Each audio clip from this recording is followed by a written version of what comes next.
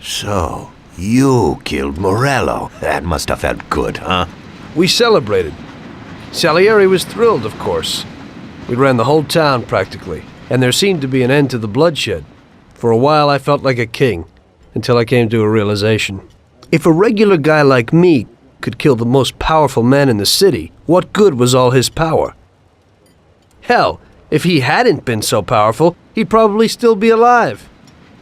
It seemed to me that no matter how strong someone was, there was always somebody stronger to take them out. So where did that intuitive thought take you? Greediness is bullshit. When you have no money, you think that a few bucks a month will be enough. Then you realize that it wouldn't be bad to have a nice car. You get a great job in some high-up position, but in actuality, you're thinking about going higher. Before you know it, you want to be the President of the United States, and you want to win the war against the Germans. Luckily, that won't happen. Plus, the whole strategy of watching other people's backs has one basic flaw. The whole time you have to watch your own back, in case someone else has the same idea. So I thought to myself that maybe I ought to change my priorities a little. Great Bible story. Laugh it up. You know where it got me in the end. This. Who is it? It's from 1920. The old man is Don Pepone.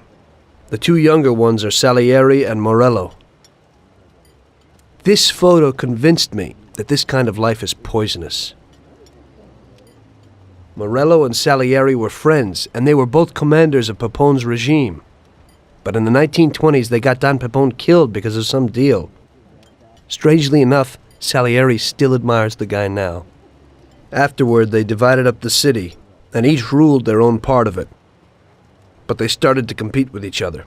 I ended up being Salieri's instrument of death to kill his best friend, to save him from looking Morello in the eye. It occurred to me that my friends and the people I loved were the same. Someday I'd turn to Paulie and be looking straight down the barrel of a gun.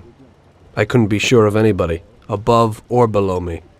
But you were risking your life every day. Being a sharpshooter for the Mafia ain't no bed of roses the way you tell it. It's different when you're living it. When you're full of energy and you're fighting for your life with someone who's like your brother. You're just two soldiers who know what needs to be done, and it all depends on your ability to survive. It's a war. The constant feeling that you can't even trust your best friend is terrible. You are alone, and death can come from anywhere. I'd lie awake at night wondering if the joke my best friend told me was really just a joke, or if I should get prepared for my own execution. A person needs someone he can trust.